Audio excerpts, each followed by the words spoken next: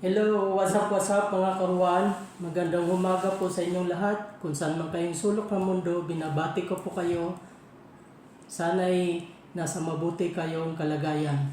So, ang pag-usapan natin ngayon mga karuan, for today's video, ay tungkol sa beep card. Kung paano ang tamang paggamit ng beep card. Pero bago muna ang lahat, gusto ko, kung nagustuhan nyo ang video na ito, ay mag-subscribe kayo, mag-like, mag-share at comments dyan sa baba. So, balik tayo mga kawan in 3, 2, 1, go! Unang tanong, ano po ang beep card?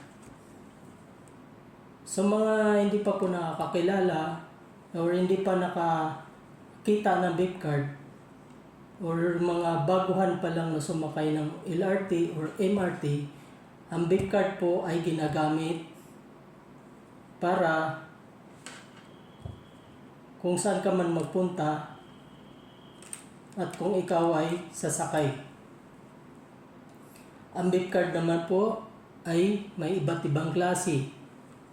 3 types.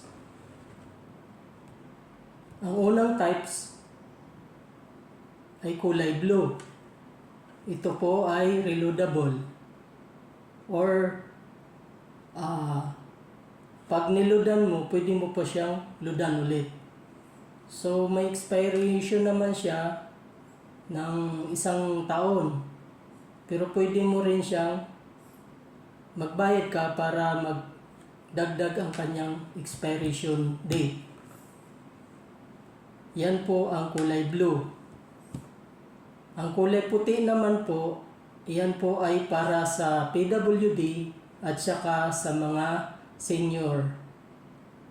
Yan po ay discounted card na kung saan may mga diskwento sila kapag sila ay sumakay ng LRT at saka MRT. Ang pinakahuli naman po ay yung single type. Itong card na single type po ay 24 hours lang po ang validity niya. So pag bumili ka, dapat gamitin mo within the day. So may mga kulay din po ang mga cards na ito. Ang unang kulay po, yung sinabi ko kanina, yung kulay blue, which is reloadable. Lahat po kulay blue. Yung pangalawa naman, lahat ay kulay white. Yan po ay para sa mga senior, PWD at sa mga discounted card. At ang huli naman po, yung temporary or single journey card. Ang kulay naman po niyan, ang harap ay kulay puti, ang likod naman either kulay blue or kulay green. Yan po ay isang beses lang gamitin sa isang araw. So, yan po ang mga kulay ng card at mga iba't ibang mga gamit niya. So, ang ating pinaka-buod dito ay kung paano ang wastong paggamit ng card. Yung mga tips na kailangan gawin para maging hassle-free ka, maging convenient ka sa iyong mga gagawin. Kung saan ka man pupunta, hindi ka maabala. May mga alituntunin ang card na ito. May mga penalty din kapag hindi po ninyo magamit ng wasto. Yun. Ang paggamit ng card, kapag ikaw ay lalabas na or papasok pa lang sa machine, yung tinatawag na exit machine pass. Kailangan, kapag ikay papasok na, hawak mo na yung card na binili mo na beep card. Ang unang-una mong gawin ay hintayin muna na makapasok ang iyong nasa harapan bago ikaw ay susunod. Ibig sabihin, huwag kang sasabay sa kanya. Hintayin mo muna siya na makalabas na sa kabilang linya, tapos saka ka sumunod. Yan po ang tamang paggamit ng card. Yung pangalawa naman po ay yung misuse na sinasabi nila, na kapag nag-beep ka ng card mo, dapat hintayin mo muna na mag-beep siya at saka ka aalis or lalabas na. Pag tinap mo ng ganun, huwag mo munang aalisin yung card mo. Kasi may tendency siya na magiging misuse yan at may kapalit po yan. Yan po ay automatic madididak sa load ng card mo. So, para bawas, kailangan pag gumamit ka ng card, kailangan be mindful po mga kahuwan. Kailangan natin na maging alerto tayo sa paggamit ng ating card. So, meron lang akong ikukwento sa inyo. Nangyari kasi ito sa akin na nagkaroon ako ng mismatch. Sa tagal-tagal ko na nagbabiyahe ng LRT, MRT, nangyayari pa rin sa akin yun. Alam niyo po kung bakit mga kawan? Ikukwento ko po sa inyo. Habang ako na may papalabas na sa exit pass, hinihintay ko munang makalabas ang nasa unahan ko, nasa harap ko. At saka ako magtatap doon sa exit machine. So ang ginawa ko, maayos naman pagka-tap ko, inintay ko na mag-beep siya, saka ko inalis at saka pumasok doon sa gate.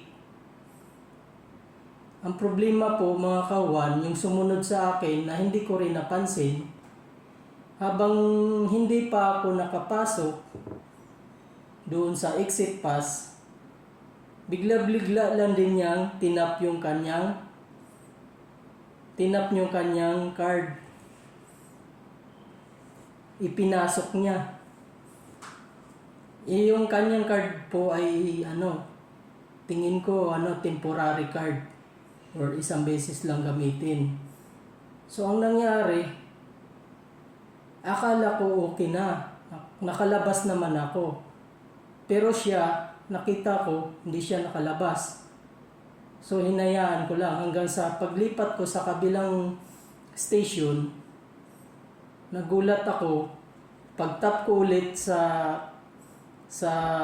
machine, sa entry machine, ay nag-a-alarm na yung card ko, nagkukulay pula na. Nagtataka ako ngayon, bakit anong nangyari? So ang ginawa ko, pina-check ko doon sa counter. So habang na-check ng counter,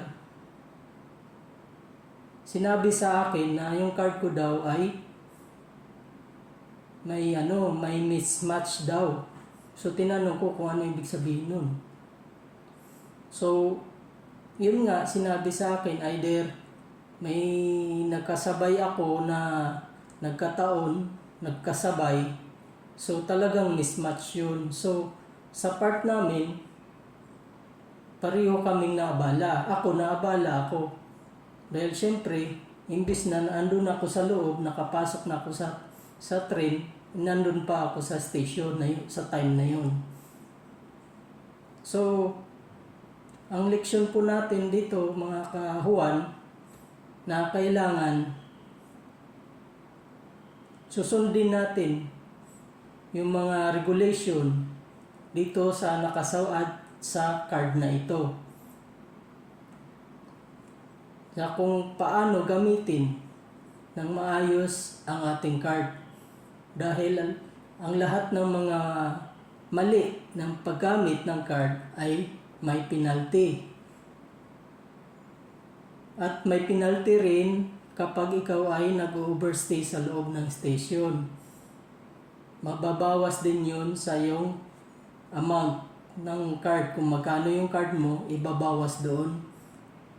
Ang katumbas ata no ng overstay, kung hindi ako nagkakamali, ay about 25 pesos ang bawas sa pag-overstay mo doon sa loob ng stasyon. So, yun lang po mga kawan. Sana'y may natutunan kayo sa video na ito. Gustong gusto kong tumulong sa inyo kasi sa tagal-tagal ko na nagbabiyahe, araw-araw ako nagbabiyahe ng train at saka MRT, halos naririnig ko yung mga reklamo. Ganun din, paulit-ulit lang yung tungkol sa paggamit ng card, nagkamali ng gamit ng card. So, ito, ginawa ko to para tulong sa mga, lalo-lalo na dun sa mga baguhan pa lang na gustong magsumakay at ma-experience kung paano sumakay ng LRT at saka MRT. So, yun lang po mga kawan. Sana'y makabigay ako ng kunting tulong sa inyo. At sa susunod po, kung gusto nyo pong pag-usapan natin ang mga kung may mga tips kayo na mga suggestion, huwag po kayong mag-iya, mag-comment lang po kayo dyan sa baba at babasahin ko po yan mga kawan. So mga kawan, hanggang dito lang po. Ang masasabi ko lang po, ang kalaman ay kapangyarihan at ang kapangyarihan ay may kaakibat na responsibilidad. So, ang responsibilidad ko po, kayo po, mga kahuwan ko. Shoutout din sa aking mga masugid na mga subscribers. Naway patuloy po kayo na mag-subscribe sa akin para makagawa po ako ng panibago pong video na makakatulong po sa inyo. Maraming salamat po ulit mga kahuwan. God bless po.